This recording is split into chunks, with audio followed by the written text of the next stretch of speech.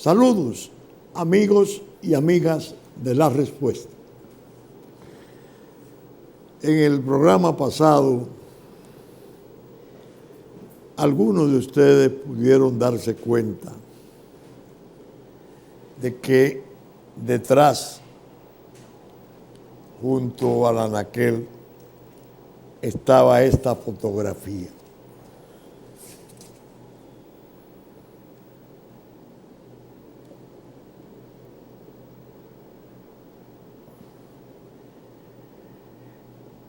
Lo sé porque muchos amigos me preguntaron qué significado tenía esa fotografía detrás, sin que yo me refiriera a ella. Y tenían razón. Por eso hoy la refiero al comenzar el programa. Se trata de una entrega que me hicieran en la Federación de Ligas Agrarias Cristianas, de esa foto de Florinda Soriano Muñoz, alias Mamá Tingó.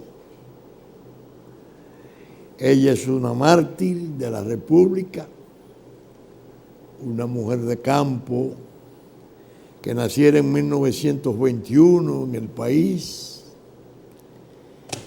que casara, tenía su familia formada en Atoviejo de Yamasá, ocupando unas tierras por más de 50 años. Desgraciadamente, el 1 de noviembre de 1974 fue asesinada. 2 cartuchazos, uno en la cabeza, uno en el pecho, en su lucha por evitar el abuso de que la expulsaran a ella y su familia y a muchas familias vecinas que tenían años, más de 30 o 40 años cultivando esa tierra. Fue una luchadora, ella pertenecía a la Liga Agraria Cristiana, la FEDELAC, Ligas Agrarias Cristianas, una importante organización demócrata cristiano que en el país ha tenido un papel interesantísimo en la lucha por el campesinado, que cumplía precisamente 57 años. En un evento que realizaron en su sede, su director general, Luciano Robles, junto al licenciado Almonte, me escribieron una carta muy agradable, invitándome y diciendo que ellos no querían celebrar ese aniversario en presencia de la cantidad de miembros, militantes de la Liga, de la FEDELAC, sin que yo estuviera presente, por lo que significaban mis luchas en el campo social agrario en el siglo pasado. En efecto, me encontré con muchos amigos, con muchos que no recordaba, pero que ellos sí me recordaban bien.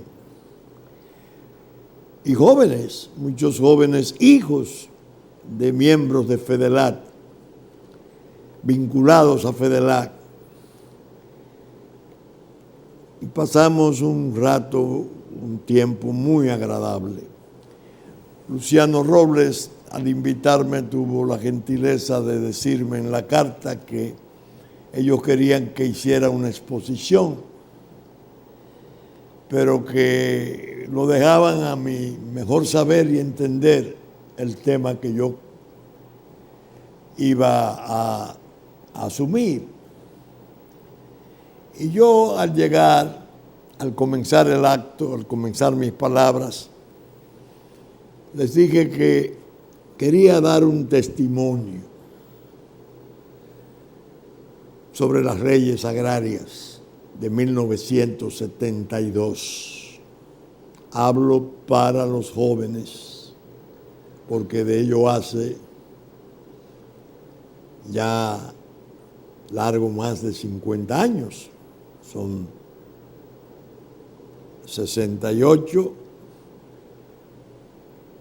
son 38, bueno, sobre 50 años. En efecto, hice mi presentación improvisada, naturalmente, y me sentí muy agradado porque había amigos muy queridos ahí, gente con las cuales yo había tenido relaciones en ocasión del programa agrario, ellos en FEDELAC, yo como miembro de la Comisión de Recuperación de Tierras del Estado y Tierras Baldías, una de las comisiones que crearan esas leyes en 1972, porque además existía la rosera, la del latifundio, la de la parcería. Y en realidad la experiencia resultó muy agradable, muy agradable. ¿Qué quise yo hacer al dar el testimonio? Contarles lo que percibí en forma tan cercana, que eran las leyes y los propósitos que perseguía el presidente de entonces, el doctor Joaquín Balaguer. Precisamente un 27 de febrero de 1972, como siempre se acostumbra aquí, estaba con un grupo de amigos, pendiente de la televisión, porque el presidente iba a hablar, no en la asamblea, sino en la reunión conjunta de las cámaras, para ofrecer, como todos los años, la rendición de cuentas de cómo habían operado los distintos departamentos del Estado. Este es un evento constitucional y ya fundado en una tradición muy arraigada. Los presidentes, todos, no se limitan a ofrecer las memorias de los ministerios, que antes eran Secretaría de Estado, y de los distintos departamentos de la administración, sino que hacen planteamientos de cosas por hacer, hacen revelaciones sobre cosas que han hecho, no necesariamente en el año, sino en otros años. Es una tribuna importantísima de la República que todos los presidentes la han sabido aprovechar. Naturalmente, el doctor Balaguer era algo especial.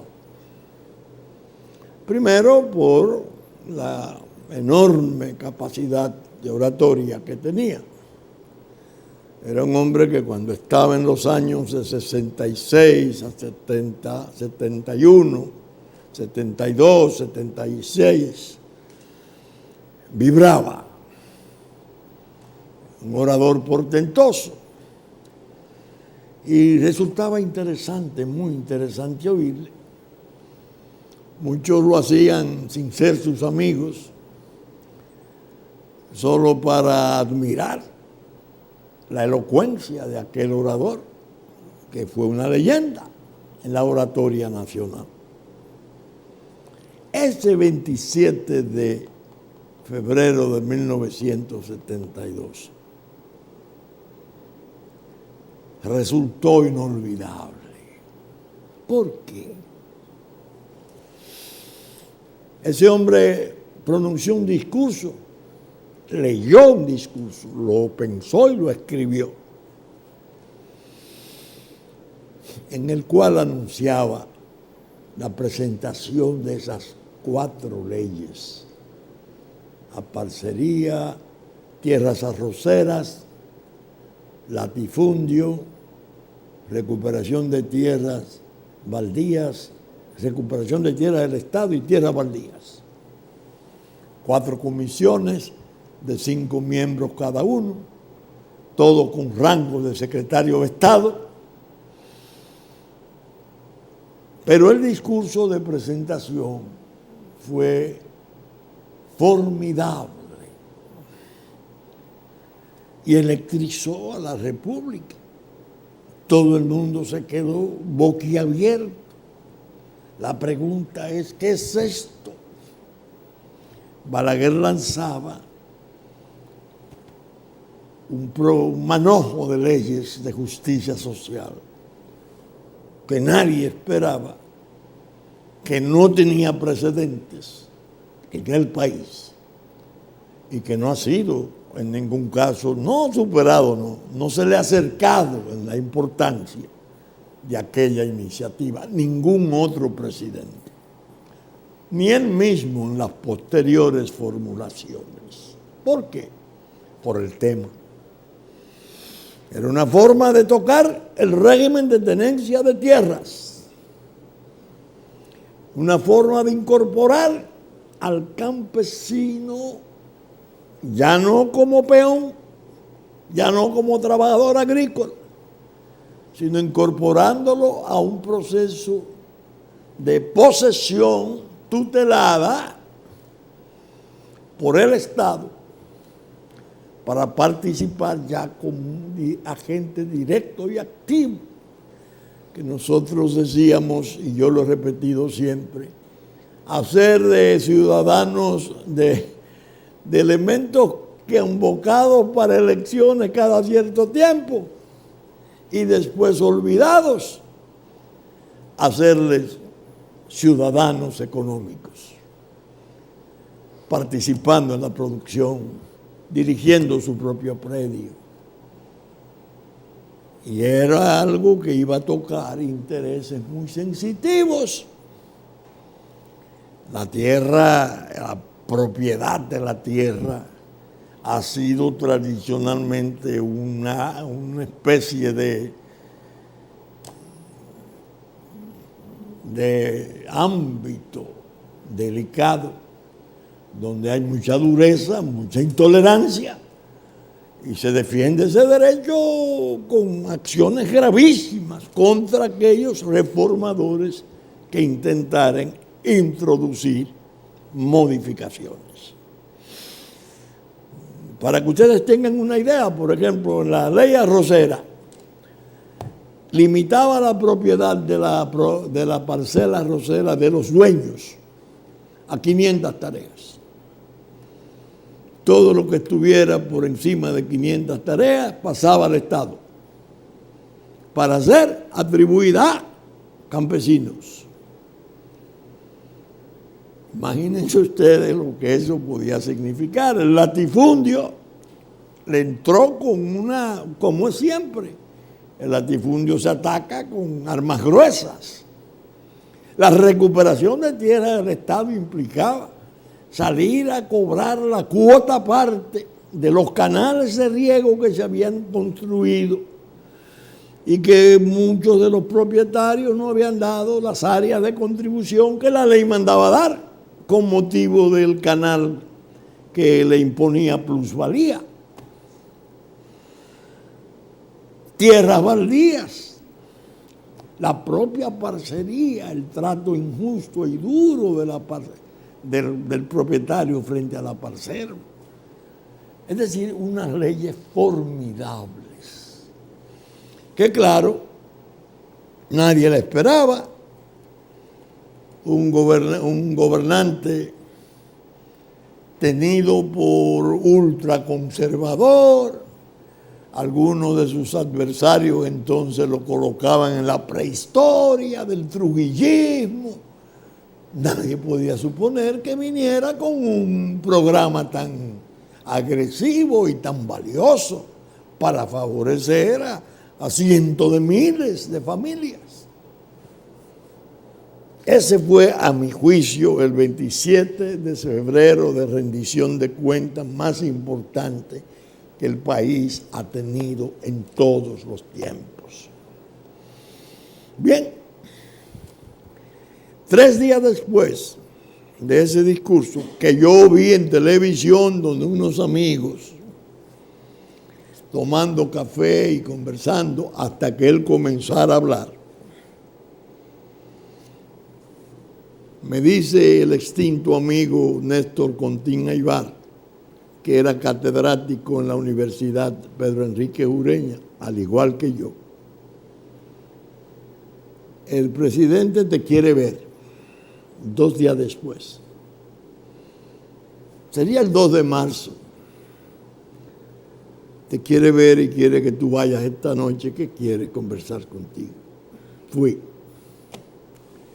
Esto se lo estoy ofreciendo a la respuesta como el testimonio que ofrecí en FEDELAC en ocasión de su 57 aniversario. Me dice el presidente Balaguer: oh, muy amable, como siempre. ¿Oíste mi discurso? Bueno, todavía no salgo del estremecimiento. Usted ha incendiado la pradera. Pero óigame, ese es un empeño peligroso. Precisamente por eso te mandé a buscar, porque entre mis amigos el que más cree en eso eres tú. Presidente, yo creo y tengo la emoción, pero yo no tengo conocimiento de cómo hacerlo.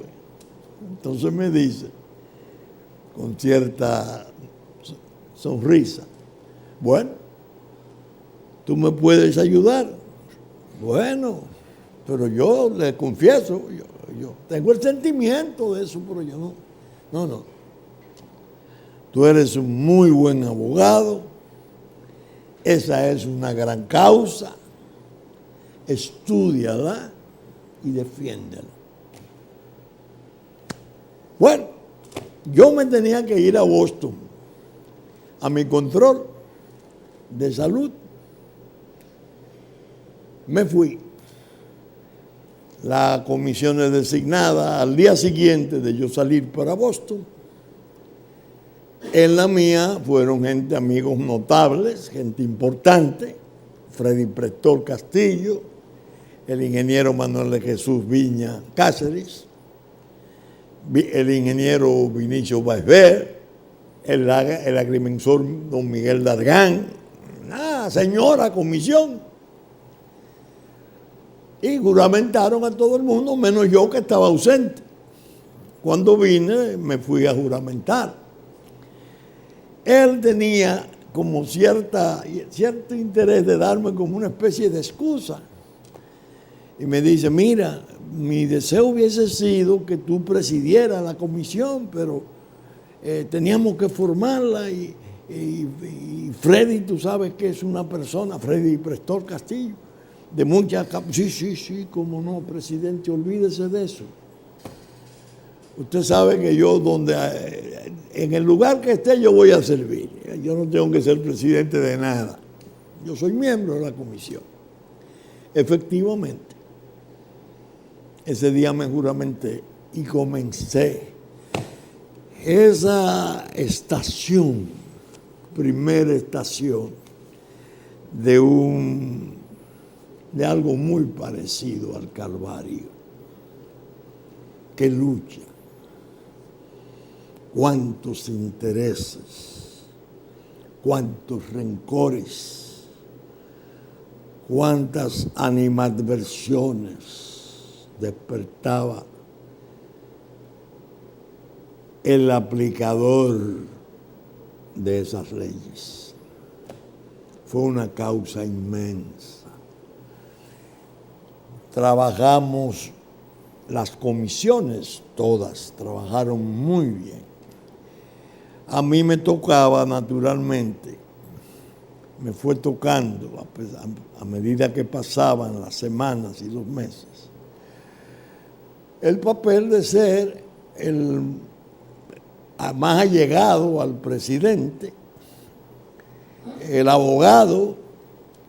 Yo me había conseguido 3 volúmenes importantísimos de conferencias dictadas por profesionales de reforma agraria en la CEPAL, en Chile, y me ayudaron mucho para formarme una idea de qué es esto.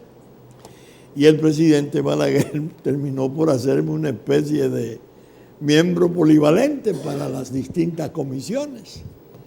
Me usaba como una especie de gerente a su servicio directo, para ayudar, para reclamar, bueno, porque se celebraban audiencias en las comunidades donde se iban a hacer los procedimientos y había que alegar, había que defender, había que explicar. Y naturalmente yo estaba en condiciones de poder hacerlo, quizás en una forma eficiente. Pero eso me trajo división, agravios, odios, peligros, tanto así que en una oportunidad, cuando estábamos aplicando la ley de latifundio en el este, en Higüey, esa parte, el presidente me llamó un día y me dijo: mira, yo he dado instrucciones al jefe de policía, te tienen que poner protección, porque parece que han llegado a los organismos de inteligencia informaciones de que te pueden hacer un daño. Es decir, que la primera escolta que yo tuve me la puso un presidente, porque él había oído los peligros que se corrían. Bien, yo le di un testimonio vasto, casi una hora, hablando a los miembros de FEDELAC, y me entusiasmé, haciendo el relato de los problemas. Y claro, eso fue, yo entré en marzo del 72 y salí del programa por renuncia, anótenlo, el 10 de diciembre del 73. ¿Por qué me iba? Porque renunciaba. Porque le estuve diciendo al presidente Balaguer durante meses, ya del 74, del 73, que no estaba conforme porque teníamos dificultades, porque había en los distintos departamentos cierta resistencia, porque dentro del propio gobierno había gente que aborrecía el programa, porque los terrenos del CEA, que nosotros estábamos programándolo para grandes asentamientos, se le estaban entregando a oficiales militares importantes. Llegó un momento en que me voy y salí. Pero no le había dicho, en el testimonio ahora lo doy, que 25 años después, estando en Estados Unidos, vi un libro que un primo muy querido me dio a leer, de Francisco Tamames, un economista español, sobre reforma agraria de la Segunda República Española. Cuando lo veo digo: ay Dios, pero estas son las leyes nuestras. Cuando regresé quise ver al presidente Balaguer.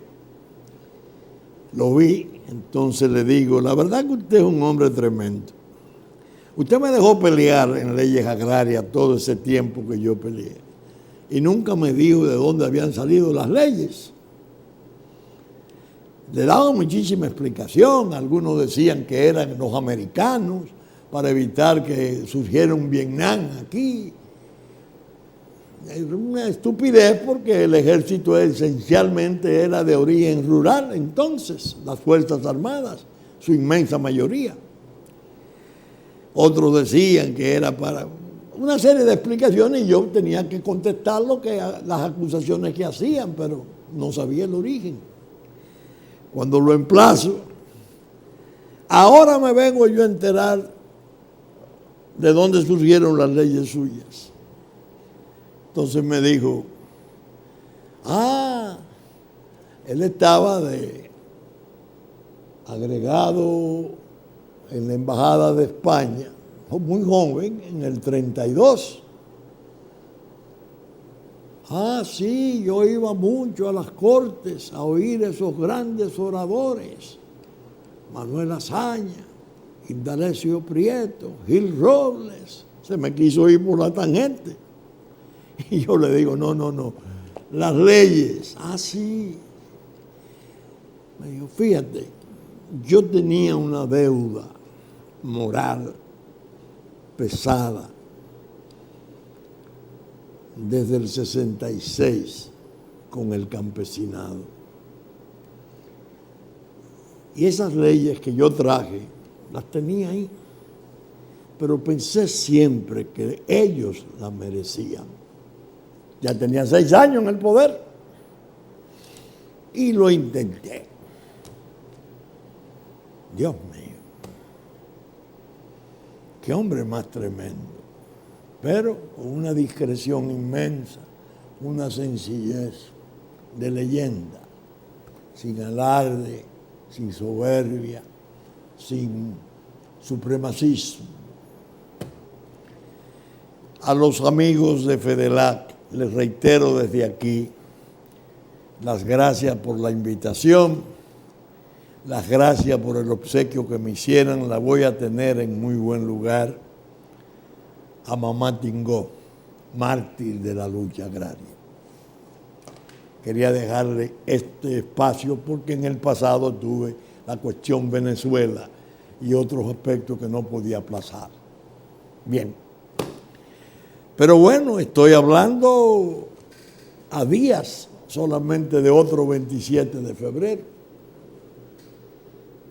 ¿Y quién fue el presidente que rindió cuentas? Danilo Medina. Debo ser en esto bien franco y sincero.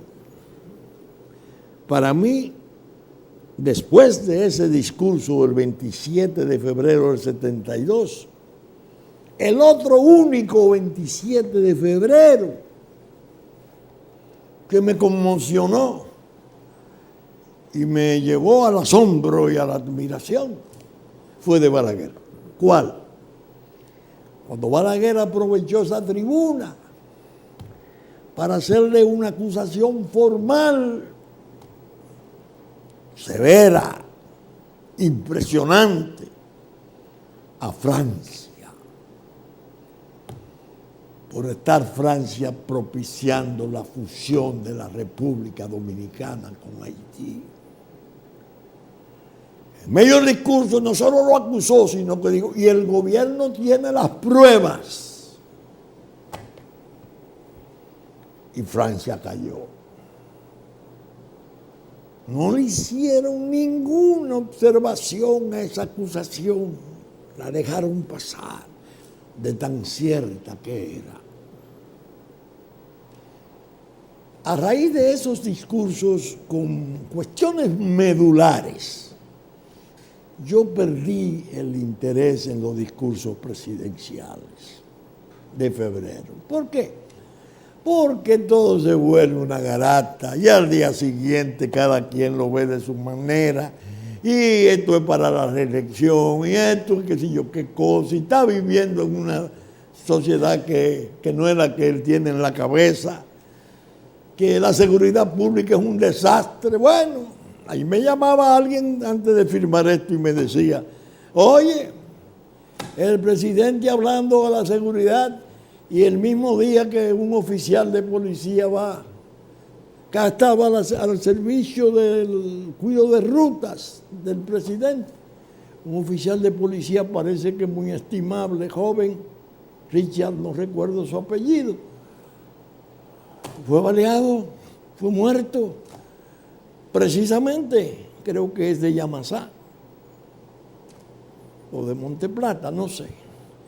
Y hubo una cantidad de muertos el mismo día, casi como respondiéndole. Esa es la comidilla que se hace con los discursos de los presidentes. Nada sustancial. Los presidentes, claro está, cometen el error, que es un error, no hay dudas, de no utilizar la tribuna para hacerse autocríticas, que son muy sensibles, provocadoras de reacciones de admiración. Qué bueno hubiese sido que el presidente en ese discurso, en lugar de hablar de la seguridad de la frontera, de 8,000 soldados que ha enviado, presidente, estamos ocupados por más de 1,5 millones de haitianos. La autoridad haitiana declaró, y tenía razón, que venir aquí desde allá era tan fácil como pasar del aposento a la sala de una casa, que había 81 puntos de penetración de ilegales.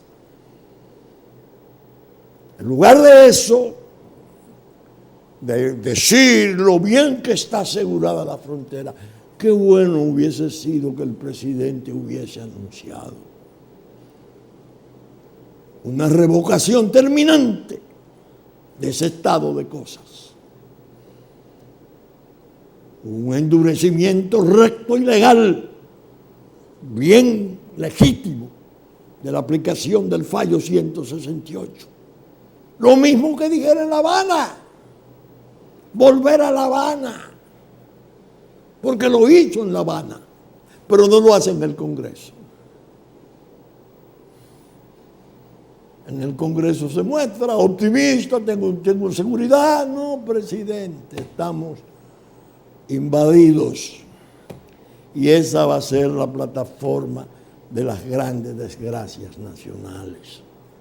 Si el presidente va a pagar un precio en este país, el más alto va a ser haberse dejado arrodillar, humillar, porque el tono de La Habana, tan hermoso que tanto vibró la República, se lo destruyeron en Juan Dolio, lo vejaron y le dieron paso a esto que ha estado ocurriendo. Entonces el discurso hubiese sido, óigame, usted está viendo, incluyendo un proceso de autocrítica,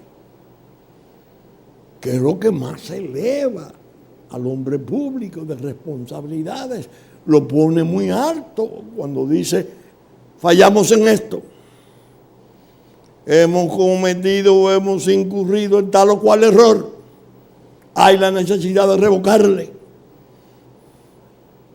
No se puede. Vamos a decir que no ha pasado nada, que estamos sobreasegurados.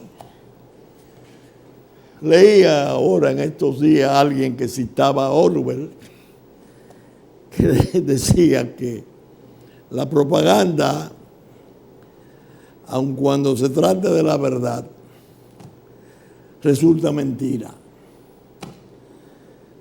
Dios mío, ¿cómo se puede hablar de seguridad pública en medio de este mar de sangre? en medio de esta jungla y de estos miedos de la familia nuestra.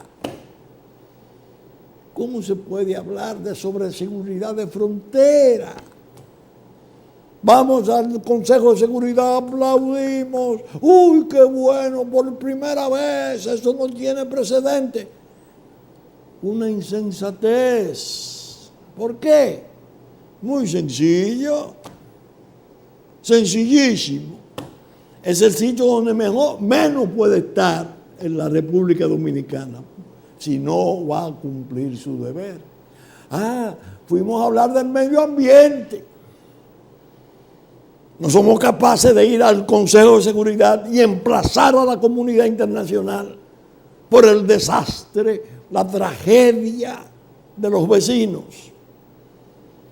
y decirles: vengan a resolverlo, establezcan un fideicomiso.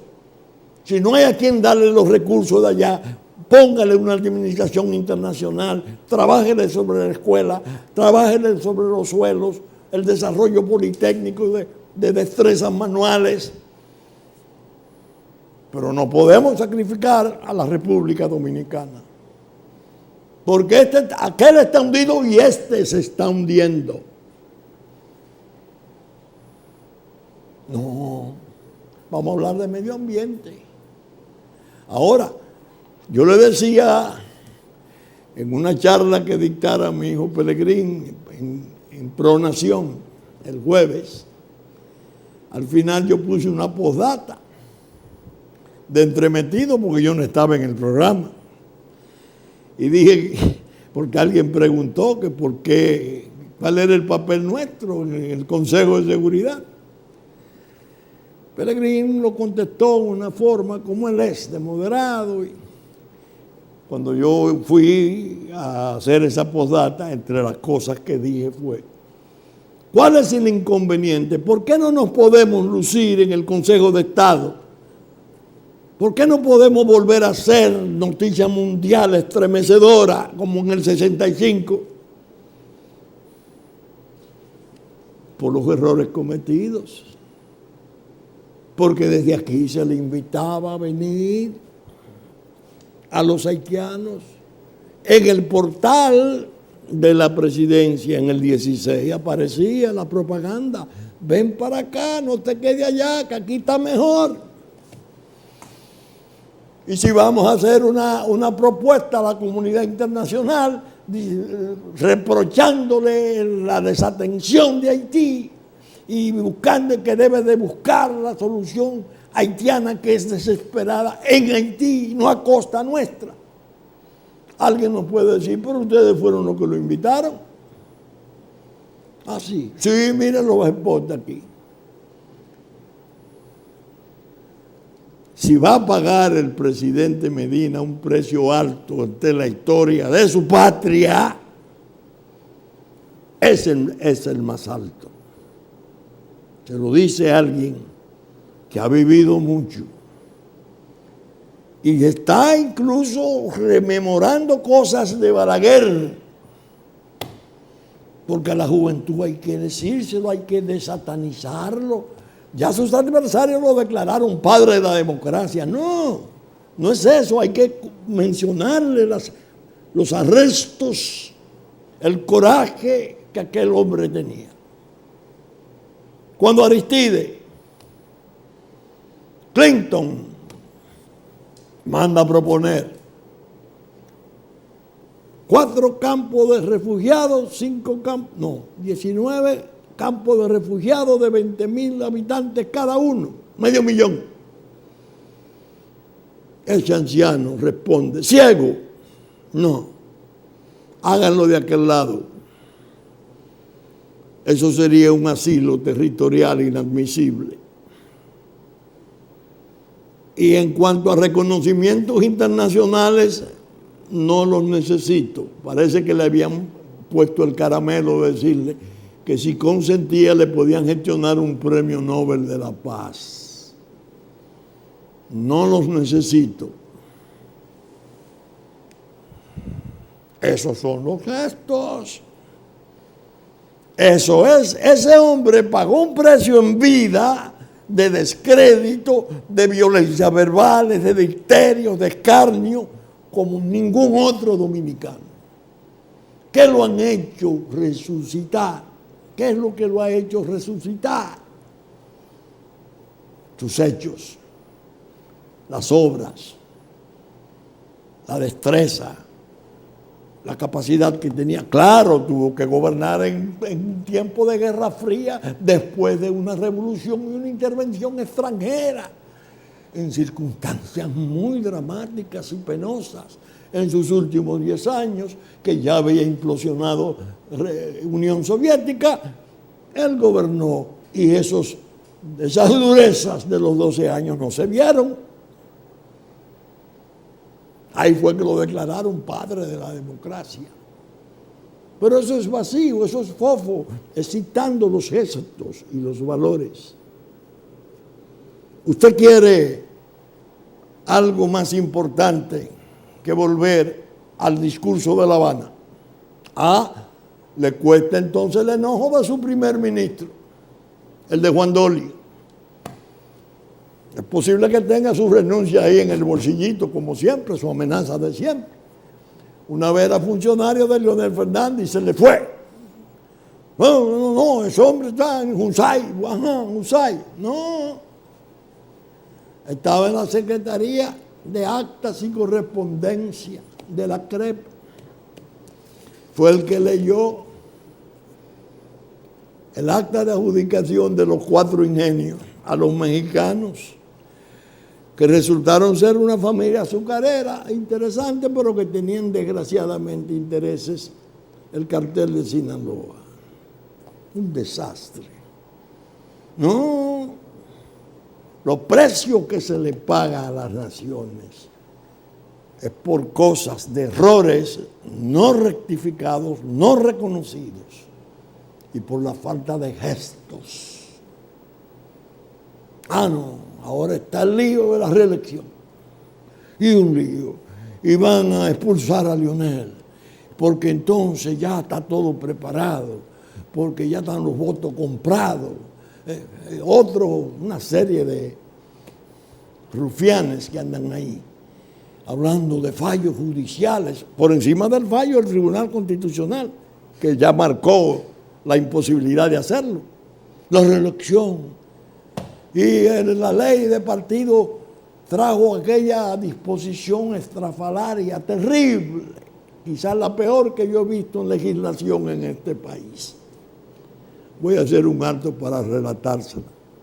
En esa ley de partido hay un artículo que dice que no se podrá hacer mención de algo del candidato o de los candidatos que pueda afectar su reputación. ¿Cómo? Pero son unas elecciones. El país tiene que conocer la hoja de vida de cada quien. Es decir, que si un individuo vicioso, peligroso, con antecedentes penales graves, viene y se postula, no se le puede sacar una sentencia anterior, ni vistas de su juicio, ni nada de eso. Se comete un delito. Entonces, ¿qué hacen los chucos? Eso es para el tiburón podrido de que hablaba el presidente de Fonbernal, que Balaguer había dicho que para hacer la reelección había que comerse un tiburón podrido, lo cual era una inseriedad decirlo, porque Balaguer no tenía el impedimento. Constitucionalmente estaba autorizado. No estaba prohibido, estaba permitido. Se inventaron eso, el tribunal podrido. Entonces ya los chucos dicen, sí, ese artículo de esa ley de partido es para eso y para otra cosa, porque anda ahí otro candidato que si le sacan los spots del mayor de los peligros, no llega lejos. No, si eso se reproduce en una campaña, es un delito. Ustedes están oyendo. Entonces, los discursos, esa tribuna tan importante, cuando se usa solo para hacer afirmaciones eufóricas de éxito, buenos sueños, embrujando al país, resultan frustrantes. Lo que hace de esa tribuna algo importante es cuando se anuncian medidas trascendentales, cosas importantes de la República. Por ejemplo, la deuda es una preocupación nacional, grave, gravísima. La deuda es una cosa tan grande que hubo generaciones que odiaron a muerte la deuda externa de este país. Y voy a contar brevemente un episodio. Jim Bumpus, un importante funcionario norteamericano que aquí había en el 72, 73, en USAID, pero era un político tan importante que cuando lo trasladaron de aquí, lo trasladaron a Teherán, en Irán. Fue de los secuestrados allá. Los 300 funcionarios secuestrados en Irán. Un día va a la comisión donde yo estoy y me dice: doctor, usted es el más apropiado, el ideal para llevarle una propuesta al presidente de la República. Y por eso yo he venido. Mire, a raíz de la Revolución Cubana, nosotros, allá se dictó una ley que no se le puede dar recursos de ningún programa a aquellos gobiernos que hayan hecho expropiaciones sin pago previo de compensaciones. El presidente Balaguer está aplicando la ley del latifundio y no está pagando las compensaciones como cosa previa, como dice la Constitución. Nosotros le traemos una propuesta, un préstamo del BID de 30 millones de dólares a 30 años con 10 de gracia y un 1% anual. Es propiamente una donación. Usted podría ayudarnos, porque de otro modo ningún programa de USAID aquí podría actuar. Yo voy para donde el presidente Balaguer y le repito la propuesta norteamericana. ¡Ay, Dios! ¿Para qué fue eso? Ese hombre hizo así. No, Vincho. Esa es la deuda. Esas son las cadenas. Con esa deuda muy generosa en apariencia nos están amarrando. Y en la medida que, óigame, me dio una cátedra sobre la deuda externa. Lo peligroso, hay que usar los recursos propios. Hay que ver cómo se hacen los ahorros. Bueno, una cosa increíble. Yo me entiendo con los dueños de los latifundios. Yo le hago permuta. Yo le doy solares. Yo le construyo edificios de apartamentos. Yo me entiendo con ellos.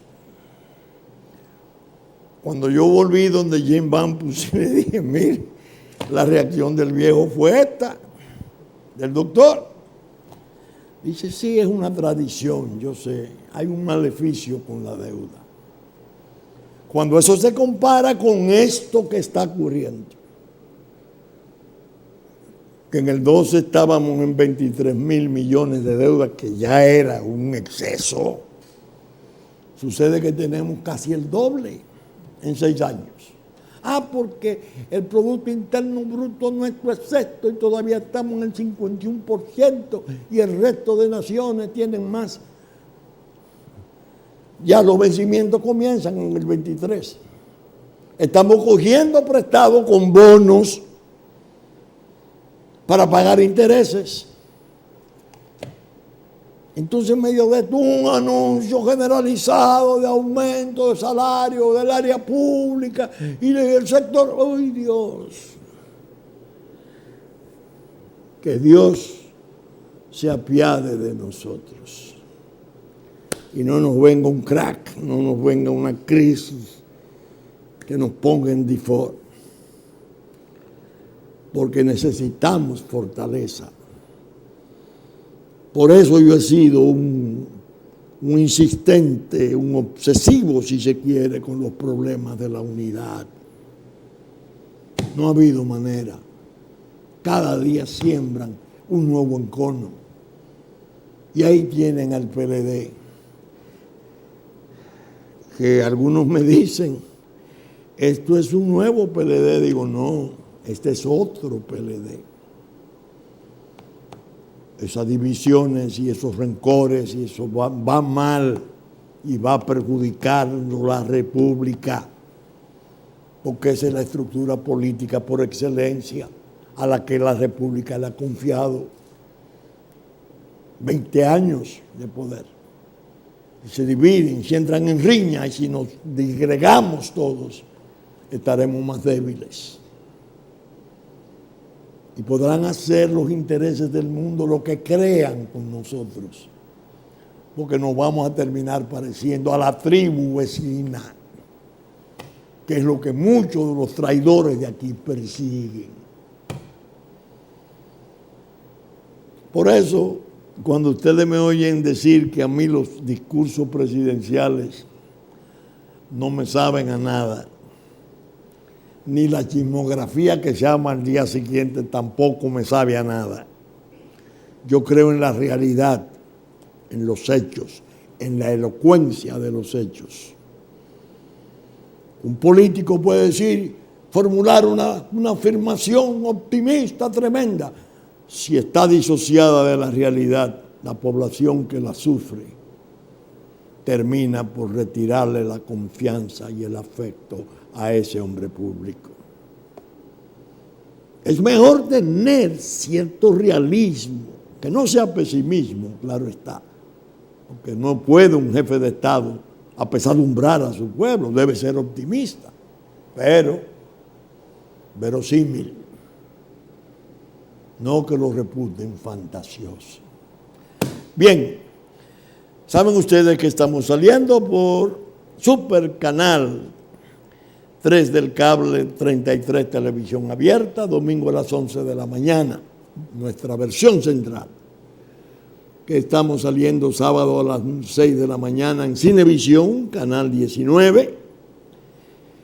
Que el domingo, después de la misa de San Antonio, salimos por Telefuturo, canal 23. Al mediodía, Teleimpacto, 12 del mediodía, 9 de la noche de domingo. Telenor, 12 del mediodía y 6 de la tarde de domingo. TDI, canal 51, 7 de la noche de domingo. Teleimpacto, 9 de la mañana de lunes. Que asimismo retransmiten nuestros contenidos. La Radio Real de La Vega es nuestra versión central y los Diario Horizonte y Diario Digital Dominicano que reproducen parte de nuestros contenidos. Que también Hit 92 para el sur de la República, el domingo a las 6 de la mañana reproduce el programa. Los canales amigos de